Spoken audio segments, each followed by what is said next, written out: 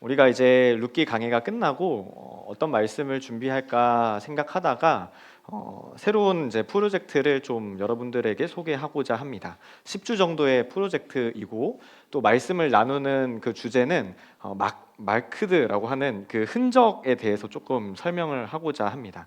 다음 슬라이드 넘겨주시면 이제 10가지의 주제들을 가지고 우리가 다양한 대상들이 성경 안에 되게 요소가 많아요. 뭐 옷, 나무, 뭐 배, 길, 돌, 우물, 뭐 불, 씨앗 뭐 이런 식으로 엄청 많거든요. 그런 것들 중에 가장 핵심이 되는 여러 말씀들을 가지고 우리가 하나님의 그 흔적을 좀 찾는 여정을 좀 함께 나누고자 합니다. 우리의 그 성경의 다양한 에피소드들과 우리의 이야기들을 좀 접목시켜서 우리의 삶에서 어떻게 하나님의 흔적을 찾을 수 있는지 좀 연구하는 그런 시간이 되기를 바랍니다. 여러분, 저는 교회 올 때 이렇게 양복을 입어요. 많은 성도들을 만나고 또 회의를 또 주재하기도 하고 또 좀 격식 있고 또 예의를 갖춰야 되는 자리이기 때문에 안타깝지만 저는 양복을 입고 교회에 출근을 합니다. 그런데 제가 대학부 이제 섬기기 시작할 때부터 좀 대학부 여러분들과 좀 편안하게 좀 대화를 나누고 또 예배도 좀 뭔가 딱딱하고 격식 있는 예배보다는 좀 소통하고 같이 호흡하는 예배를 드리고 싶어서 좀 몇 주간은 좀 사복을 입었거든요. 그런 식으로 좀 바꿔 입기도 했는데 오늘은 이제 담임 목사님께 세배를 드려야 돼서 사복을 입지 못하고 격식을 이제 차려서 양복을 입고 왔습니다. 이처럼 이제 옷은 뭔가 몸을 가리는 것뿐만 아니라 다양한 의미가 있는 것 같습니다. 우리는 이 옷을 통해서 자신이 누구인지를 드러냅니다. 옷은 신분을 말하고 또 소속을 말하고 정체성을 말하기도 합니다. 그래서 사람들은 이 중요한 날에 그 자리에 맞는 옷을 고르죠. 뭐 명절이 되어서 우리가 한복을 입고 세배를 드리고 또 결혼식에는 갖춰서 가고 또 장례식에도 알맞은 옷을 입은 것처럼 말입니다. 왜냐하면 이 옷이라는 것은 곧 우리에게 메시지로 다가오기 때문입니다. 성경에서도 옷은 매우 중요한 상징으로 등장을 하고 있습니다. 하나님은 사람을 다루실 때 종종 옷을 통해서 정체성을 드러내셨습니다. 창세기에서 아담과 하와가 범죄하였을 때 하나님은 그들에게 가죽옷을 지어 입히셨습니다. 단순히 그들의 몸을 가려주신 사건이 아니라 수치를 덮으시고 관계를 끊지 않으셨다는 하나님의 선언이었습니다. 죄인이 되었지만 여전히 그들을 돌보시는 하나님의 임재가, 하나님의 손길이 드러난 것이죠. 옷은 이 심판 이후에도 이어지는 은혜의 표식이었습니다. 요셉 아시죠? 요셉의 이야기에서도 옷이 정체성으로 나타납니다. 아버지가 입혀준 이 채색 옷은 사랑받는 아들이라는 정체성을 심어준 표시였습니다. 그러나 이 채색 옷을 통해서 형들에게 미움을 받아서 그 옷이 벗겨질 때 그는 마치 신분을 잃은 것처럼 보였습니다. 노예의 옷을 입고 또 죄수의 옷을 입었지만 하나님은 그의 정체성을 바꾸시지는 않으셨습니다. 옷은 겉모습은 바뀌었지만 하나님이 선택받은 자라는 부르심은 여전히 사라지지 않았습니다. 성경에 나오는 대제사장의 옷도 마찬가지예요. 하나님은 제사장에게 특별한 옷을 입히셨습니다. 그것은 단순한 장식이 아니라 거룩의 상징이었습니다. 옷은 그가 하나님 앞에 서 있는 자리라는 정체성을 보여주었습니다. 왕의 옷 역시 단순한 화려함이 아니었어요. 그것은 통치의 권위를 상징하는 정체성이었습니다. 성경에서 옷은 늘 뭔가 존재를 설명하는 언어 중 하나였습니다. 이사야서에는 구원의 옷과 의의 겉옷을 말씀하고 있고 하나님이 입혀주시는 옷은 단순한 보호가 아니라 새로운 정체성이라는 것을 보여주고 있습니다. 스가랴서에서는 더러운 옷을 벗기고 깨끗한 옷을 입히시는 장면이 나오고 죄책의 옷이 벗겨지고 새로운 사명의 옷이 입혀지는 장면도 나옵니다. 옷은 이 죄의 상태를 드러내기도 하고 회복을 선언하는 그 표시이기도 합니다. 신약에서도 나와요. 신약에서 바울은 그리스도로 옷을 입으라, 이는 단순한 비유가 아니죠. 그리스도의 정체성을 입고 살아가라는 선언입니다. 우리는 단지 예수님을 믿는 사람들이 아니라 그리스도를 입은 사람들입니다. 여러 이런 옷이라는 흐름 안에서 오늘 말씀 누가복음 15장의 장면을 보아야 합니다. 오늘 말씀을 간단하게 요약하면 이렇습니다. 둘째 아들이 아버지에게 미리 유산을 달라고 요구를 합니다. 그는 집을 떠나서 먼 나라로 가서 방탕하게 살다가 모든 것을 잃습니다. 결국 가장 낮은 자리까지 내려가고 나서야 아버지의 집을 떠올립니다. 그는 아들이 아니라 다시금 종으로 받아달라는 마음으로 집으로 향했습니다. 그러나 아버지는 그런 둘째 아들을 멀리서 보고 달려와서 안아줍니다. 말을 다 듣기도 전에 제일 좋은 옷을 입히고 반지를 끼우고 잔치를 베풉니다. 아버지가 입히는 제일 좋은 옷은 감정의 표현이 아닙니다. 성경 전체를 관통하는 정체성의 선언이었어요. 돌아온 아들에게 입혀진 옷은 너는 여전히 내 아들로 생각하고 있다. 너는 관계 밖으로 밀려난 존재가 아니다. 너는 다시 받아들여진 존재가 아니라 원래부터 내 아들이었다라는 아버지의 선언이었습니다. 그렇다면 이 옷이라는 것을 가지고 여러분들과 나누고 싶은 질문이 있습니다. 우리는 어떤 옷을 입고 살아가고 있습니까? 죄책의 옷입니까? 비교의 옷입니까? 불안의 옷입니까? 아니면 하나님이 입혀주신 정체성의 옷입니까? 성경에서는 반복해서 우리에게 말하고 있습니다. 하나님은 옷을 통해서 존재를 선언하시는 분이십니다. 오늘도 하나님은 우리에게 묻고 계십니다. 너는 어떤 옷을 입고 서 있느냐라고 우리에게 물으십니다. 둘째 아들은 집을 떠날 때 이미 관계를 끊은 것처럼 행동을 했습니다. 그는 아버지가 살아 계심에도 불구하고 유산을 요구했습니다. 단순한 재산 분할이 아니라 관계의 단절을 선언한 것이었습니다. 둘째는 자유를 원했어요. 자신의 삶을 스스로 결정하고 싶었습니다. 그러나 그 자유는 결국 공허함이 되었습니다. 가진 것을 다 잃었죠. 친구도 잃고 자존심도 잃고 결국 돼지를 치는 자리까지 내려갔습니다. 돼지는 유대인에게 있어서 부정한 짐승이었어요. 돼지를 치는 자리, 돼지를 잘 관리하는, 먹이를 주는 일은 이 세상에서 그들에게 있어서 가장 낮은 자리를 의미하는 것입니다. 그 자리에서 아들은 생각해요. 내가 일어나서 아버지께로 가리라. 그는 돌아가기로 결심을 합니다. 그러나 그 결심 속에는 한 가지 전제가 있습니다. 더 이상 내가 아들이 될 수 없다고 생각했던 것입니다. 그래서 그 둘째 아들은 스스로 아들이 아니라 종의 자리를 선택합니다. 나를 아들이 아니라 단순히 품꾼의 한 명으로 보소서라고 아버지께 향하는 그의 고백이 담겨져 있습니다. 용서를 구하지만 아들이라는 신분은 포기합니다. 관계를 회복하되 신분은 낮추겠다고 말을 하는 것입니다. 여기서 우리가 주목해야 할 것은 아들이 아니라 아버지의 반응입니다. 아버지는 그의 말을 끝까지 듣지 않으십니다. 아버지는 계산도 하지 않으세요. 아버지는 조건을 제시하지도 않으십니다. 대신 종들에게 명령하십니다. 제일 좋은 옷을 내어다가 그에게 입혀라. 망설임이 없고 질문이 없고 먼저 옷을 입히겠다고 아버지는 말씀을 하시는 것입니다. 이 모습은 회개의 완성도를 보신 것이 아닙니다. 이것은 미래의 충성도를 보신 것도 아닙니다. 이것은 과거의 실패를 덮어주는 임시적인 방편도 아니었어요. 정체성의 선언이었어요. 너는 여전히 나의 아들이라. 아들은 종이 되었다고 말하지만 아버지는 아들로 회복시키십니다. 여러분, 이것이 은혜입니다.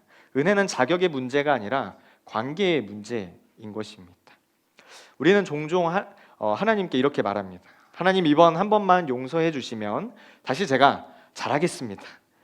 우리는 회개를 이렇게 거래처럼 하나님과 딜을 할 때가 정말로 많죠. 우리는 이 순종을 증명처럼 내세울 때가 참 많습니다. 그러나 오늘 말씀에서 본문은 분명히 설명하고 있습니다.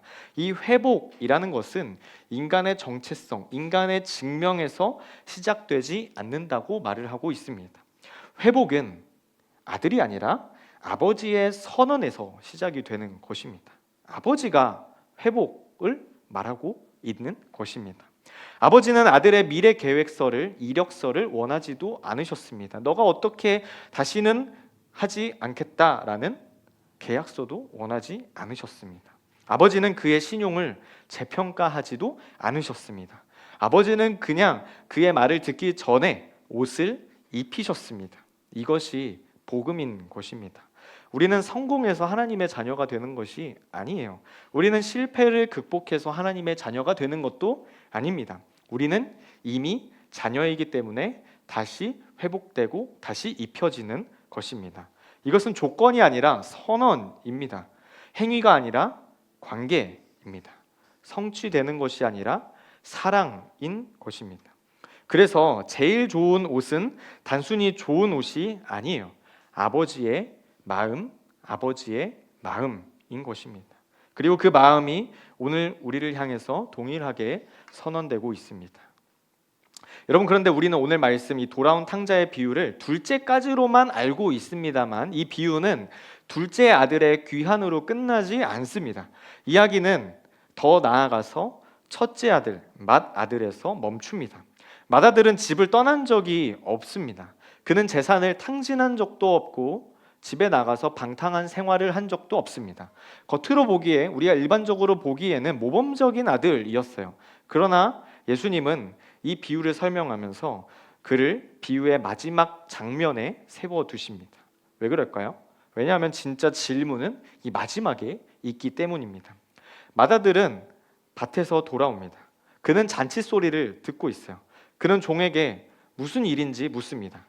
종이 당신의 동생이 돌아왔다라는 말을 듣는 순간 이 첫째 아들의 반응은 기쁨이 아니었어요. 분노였습니다. 그는 집 안으로 들어가지도 않았습니다. 둘째 아들을 맞아들이지도 않았어요. 환대하지도 않았습니다. 그는 그저 밖에 서 있었습니다. 몸은 집 안에 아버지와 가까이 있었지만 마음은 멀어져 있었던 것입니다. 우리 함께 29절의 말씀을 읽도록 하겠습니다. 시작. 그는 아버지에게 말하였다. 나는 이렇게 여러 해를 두고 아버지를 섬기고 있고 아버지의 명령을 한 번도 어긴 일이 없는데 내게는 친구들과 함께 즐기라고 염소 새끼 한 마리도 주신 일이 없습니다. 이해를 돕기 위해서 표준 세번역 말씀을 사용하였습니다. 여기서 원어를 보면 자신을 아들이 아니라 종이라고 표현을 하고 있습니다. 순종을 뭔가 사랑이 아니라 노동으로 이해를 하고 있는 첫째 아들의 단어를 통해서 우리는 마음을 이해할 수 있습니다. 관계를 뭔가 은혜가 아니라 보상의 체계, 거래 조건으로 이해하고 있습니다. 나에게는 염소 새끼 한 마리도 주지 아니하셨더니, 이 말은 결국 이렇게 들립니다. 나는 받을 자격이 있습니다. 그런데 아버지께서 나에게 주시지 않으셨습니다. 라고 말을 하는 것이죠.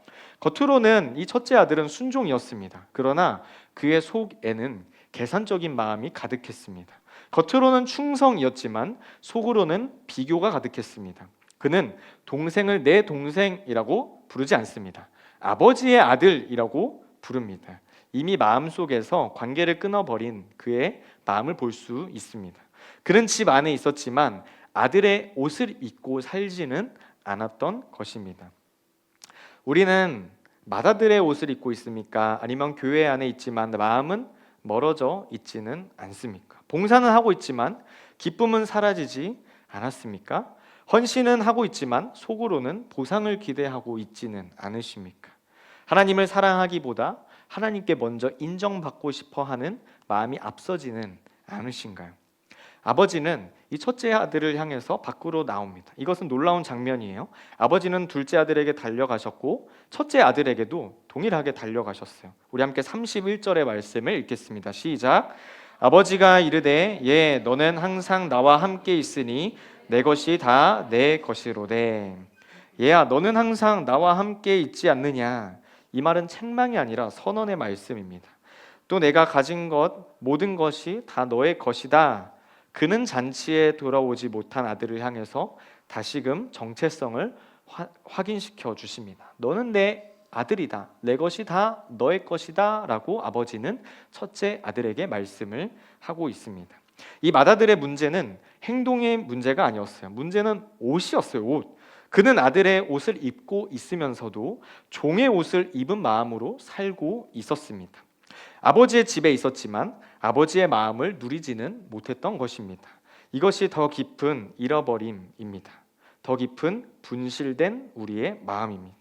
둘째 아들은 멀리서 돌아왔어요. 맏아들은 가까이 있으면서도 돌아오지를 못했습니다. 오늘 우리에게도 이 질문이 동일하게 주어집니다. 우리는 아들로 섬기고 있습니까? 아니면 종으로 버티고 있습니까? 우리는 사랑으로 순종하고 있습니까? 아니면 보상을 기대하며 순종을 하고 있습니까? 혹시 우리는 겉으로는 단정한 옷을 입고 있지만 속으로는 종의 옷을 입고 있지는 않습니까? 하나님은 오늘도 안에만 있지 않고 밖으로 달려 나오십니다. 그리고 우리에게 말씀하십니다. 예, 너는 항상 나와 함께 있다. 내 것이 다 너의 것이다 라고 예수님께서는 우리를 바라보시며 달려오시며 말씀하시는 것입니다. 이것이 회복입니다. 우리가 하나님 저 회복되고 싶어요 라고 나아가는 것이 아니라 아버지 하나님께서 먼저 우리에게 달려오시고 우리에게 다시금 정체성을 확인시켜 주시는 것, 그것이 회복의 본질입니다. 이것이 우리가 다시 입어야 할 진정한 옷이라는 것입니다. 여러분, 17세기 네덜란드 화가 렘브란트는 누가복음 15장의 이 장면을 붙들고 평생을 씨름하다가 말년에 한 작품을 남깁니다. 바로 돌아온 탕자라는 작품입니다. 이 그림은 복음의 정수를 시각으로 풀어낸 아주 유명한 그림입니다. 그림 속의 아들은 무릎을 꿇고 있습니다. 그의 옷은 누더기입니다.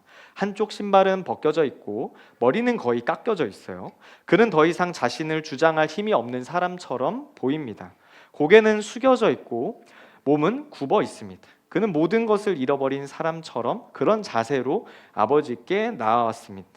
그 모습은 뭔가 회개의 완성이라기보다 완전히 비워진 그의 상태를 보여주고 있습니다. 그런데 이 그림의 중심은 계속 보여주세요. 그림의 중심은 아들이 아닙니다. 중심은 아버지입니다. 아버지는 몸을 깊이 숙여서 아들을 감싸 안고 있습니다. 그 붉은 옷은 화면 전체에서 가장 강렬한 색으로 나타나고 있습니다. 누더기 위에 덮이는 이 붉은 겉옷은 은혜의 상징처럼 보입니다. 아버지의 손은 아들의 등을 이렇게 붙들고 있습니다. 그런데 여기서 인상적인 부분이 있습니다. 이 아버지의 손을 잘 보면 두 손이 다르게 표현이 되어져 있습니다. 한 손은 크고 단단하고 다른 한 손은 부드럽고 섬세한 그 아버지의 손이 있습니다. 많은 사람들이 이 두 손에서 아버지의 성품이 드러난다고 평가하고 있습니다. 공의와 자비의 손, 권위와 긍휼이 동시에 아들을 덮고 있다라고 말씀하고 있습니다. 심판자로 계산하는 자로서 서 있지 않고 계세요. 그는 그저 아들을 감싸 안는 모습으로 나와져 있습니다. 그리고 이 조명, 이 그림의 빛은 오직 이 두 사람에게만 머물고 집중하고 조명하고 있습니다. 주변 인물들은 이 어둠 속에 나타나져 있어요. 이 빛은 회복의 자리 위에만 머문다는 사실을 의도적으로 표현한 것처럼 느껴집니다.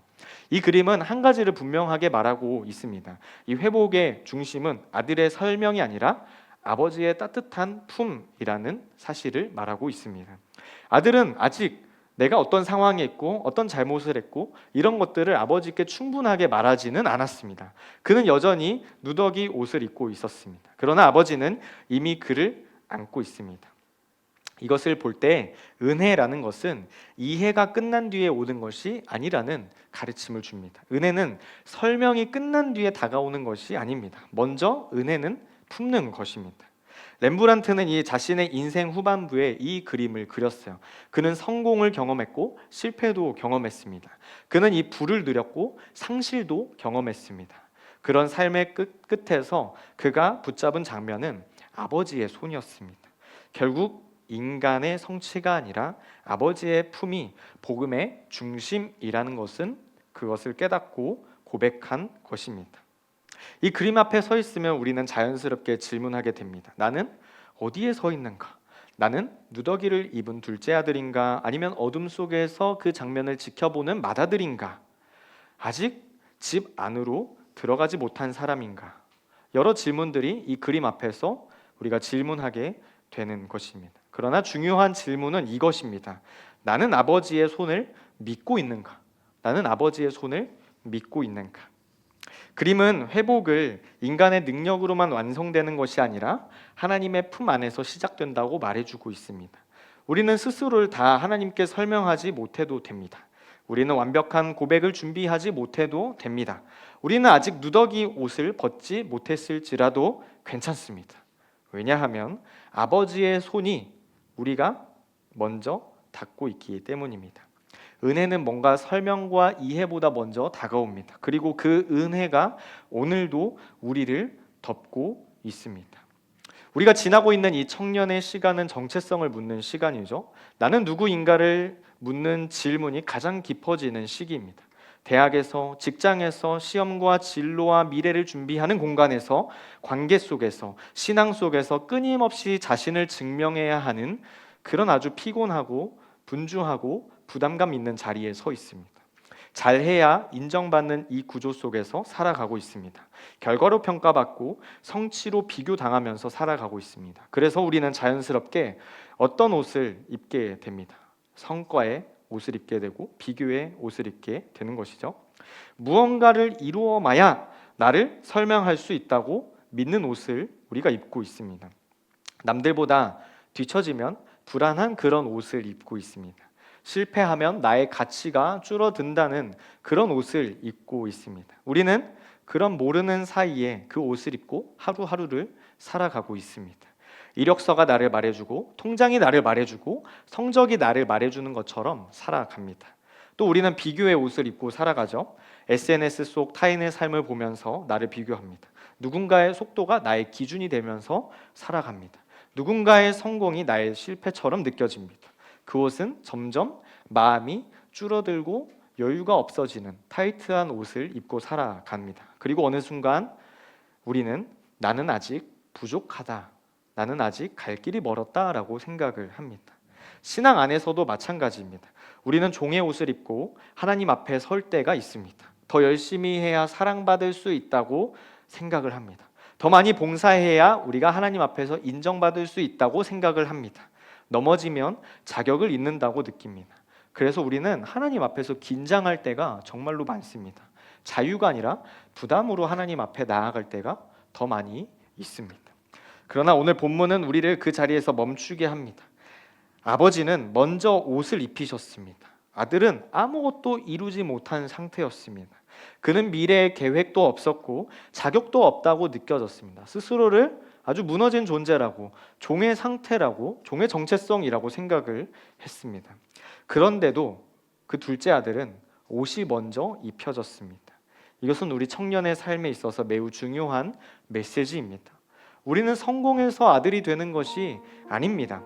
우리는 준비가 끝나야 하나님의 자녀가 된다고 생각을 하지만 우리는 이미 하나님의 자녀이기 때문에 도전할 수 있고 숨을 쉬면서 살 수 있습니다.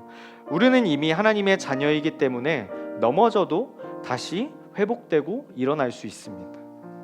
이 정체성이라는 것은 출발점이지 도착점이 아닙니다. 청년의 시간은 흔들릴 수 있습니다. 방향이 보이지 않을 때가 많습니다. 관계가 어렵고 선택이 두렵고 미래가 불안할 때가 정말로 많습니다. 그러나 그 모든 우리의 흔들림 속에서도 변하지 않는 것들이 있습니다. 바로 아들의 옷입니다. 아들의 옷. 하나님이 입혀주신 정체성이라는 것입니다. 우리는 실패해도 아들입니다. 넘어져도 딸입니다. 아직 완성되지 않았어도 이미 하나님께서 선언한 존재들입니다. 우리는 성취의 옷이 아니라 아들의 옷을 입고 살아가는 존재들입니다. 그리고 그 옷은 우리의 태도를 바꾸게 됩니다. 비교를 대신 사명을 선택하게 합니다. 불안 대신에 신뢰를 선택하게 합니다. 증명하는 것 대신에 순종을 선택하게 합니다. 나는 오늘 어떤 옷을 입고 살아가고 있습니까? 세상이 요구하는 옷입니까? 하나님이 입혀주신 옷입니까? 청년의 시간 속에서 가장 중요한 것은 속도가 아니라 정체성입니다. 무엇을 이루었느냐가 아니라 내가 누구인가입니다. 아버지가 입혀주신 옷을 입는 사람은 흔들려도 무너지지 않습니다. 왜냐하면 그의 존재는 이미 은혜로, 복음으로 선포되었기 때문입니다.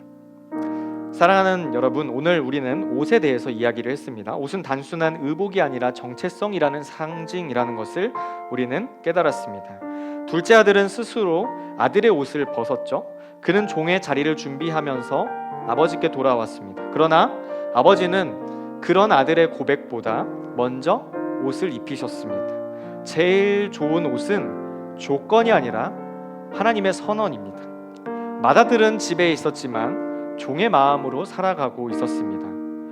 그의 아들의 옷을 입고 있으면서도 그 아들이라는 정체성을 누리지 못했던 것입니다. 그리고 렘브란트가 그린 그 장면 속에서 우리는 보았습니다. 누더기 위에 덮이는 그 붉은 옷을 보았습니다. 그 붉은 옷은 우리 예수 그리스도의 희생을 상징합니다.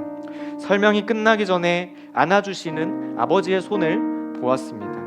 은혜는 계산보다 먼저였고 사랑은 조건보다 깊습니다.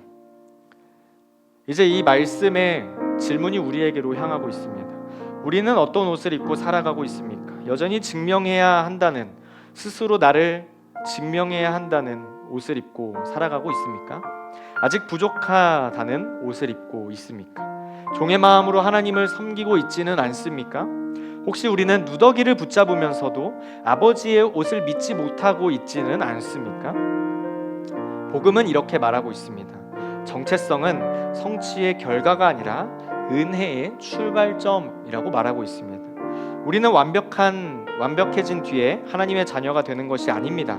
우리는 자녀이기 때문에 다시 회복되고 일어설 수 있습니다. 우리는 자녀이고 아들이기 때문에 도전할 수 있고 딸이기 때문에 흔들려도 돌아올 수 있습니다.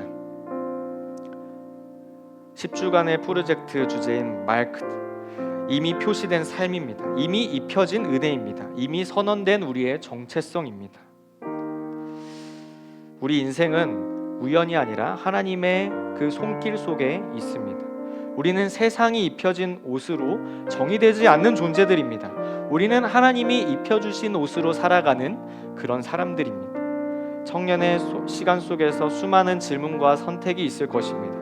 때로는 실패할 것이고 때로는 길을 잃고 돌아갈 것입니다. 그러나 변하지 않는 것들이 있습니다. 아버지가 입혀주신 제일 좋은 옷을 입고 살아가는 존재가 바로 우리라는 사실입니다. 그 옷은 절대로 벗겨지지 않을 것입니다. 그 옷은 절대로 취소되지도 않을 것입니다. 그 옷은 뭔가 조건이나 거래가 있는 것이 아닙니다. 오늘도 말씀하십니다. 너는 내 것이다. 너는 여전히 내 자녀다. 내 아들이라 내 딸이라. 그 선언 위에, 그 하나님의 말씀 위에 서는 것이 믿음입니다. 그 옷을 믿고 살아가는 것이 용기입니다. 그러므로 이제 우리는 그 성취와 비교, 그런 옷을 벗고 자녀의 옷을 입고 살아가야 합니다. 은혜의 옷을 입고 살아가야 합니다. 종의 마음을 내려놓고 자녀의 마음으로 이 한 주를 보내는 우리 모두가 되기를 바랍니다. 이미 입혀진 은혜, 이미 선언된 정체성, 그 옷을 입은 사람들답게 살아가는 오늘 우리의 부르심이 가장 확고하게 나타나는 우리의 고백이 되기를 예수님의 이름으로 축복을 드립니다. 우리 함께 찬양함으로 주님 앞에 나아가도록 하겠습니다.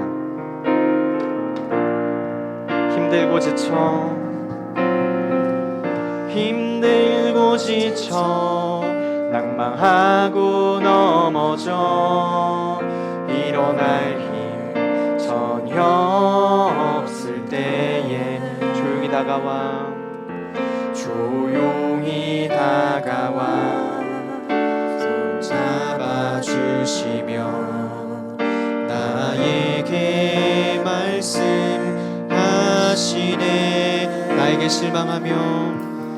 나에게 실망하며 내 자신 연약해 고통 속에 눈물 흘릴 때에 못자국 난 그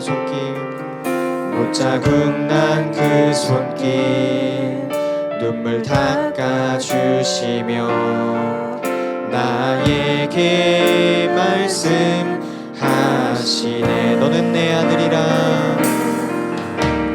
너는 내 아들이다. 오늘날 내가 너를 낳도다. 너는 내 아들이라. 나의 사랑하는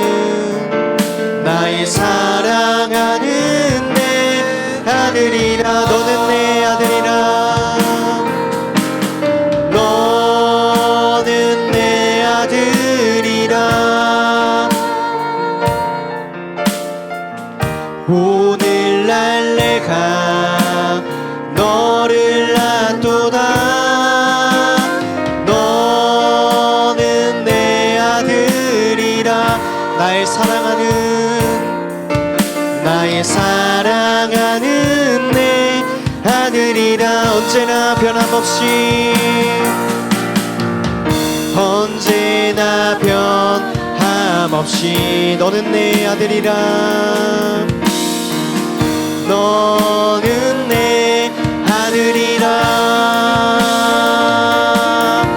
나의 십자가 고통 해산의 그 고통으로 내가 너를 낳았으니 너는 내 아들이라 오늘날 내가 너를 낳도다 너는 내 아들이라 나의 사랑하는 내 아들이라 나의 사랑하는 내 우리 마지막으로 선포합니다 너는 내 아들이라